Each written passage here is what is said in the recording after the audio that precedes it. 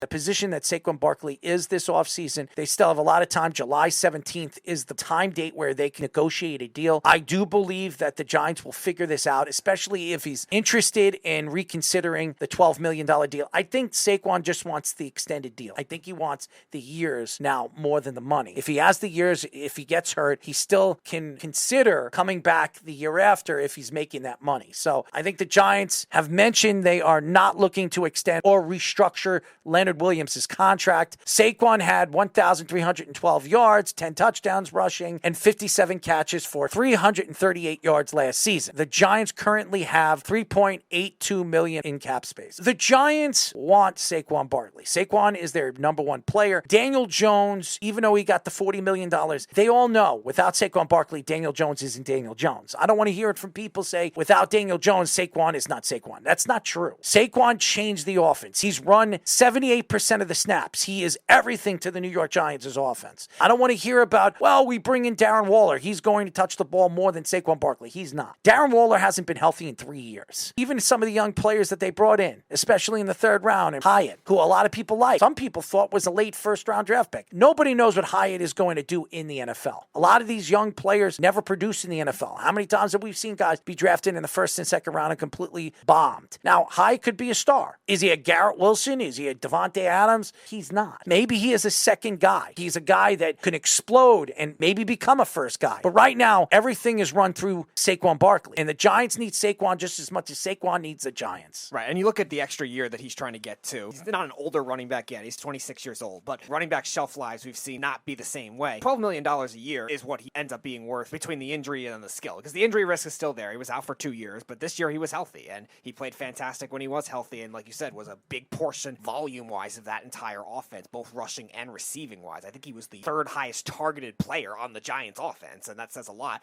when he's a running back, even in the passing game. And that makes a big difference for these contract negotiations. And the Giants have put themselves in a tough spot by not trying to extend him earlier in the process, too. If they wanted to trade him, they could have traded him before the draft and gotten something good out of it. But now they're kind of in a tough spot if they can't make him happy right now. Dalvin Cook says he is in no rush to signing any contract after being cut by the Vikings on Friday. Cook says he will not settle for a contract worth $5 million. To me, Dalvin Cook is still one of the top 6 best running backs in the NFL. I was very surprised Minnesota, after him playing almost a full season for the first time in his career, he finally played a full season and played at a high level. The fact that Minnesota got nothing for him is alarming. It just shows you where Minnesota is at. They must really believe in Jefferson and Addison, who they drafted. They believe now, moving forward, they're a throw first team, throw second team, and run third team. A team that's really spread out their offense with Thielen and Jefferson over the last couple of years in Dalvin Cook. Dalvin Cook wasn't even the first or second option. He still had 1,100 yards last year. Still had 8 touchdowns.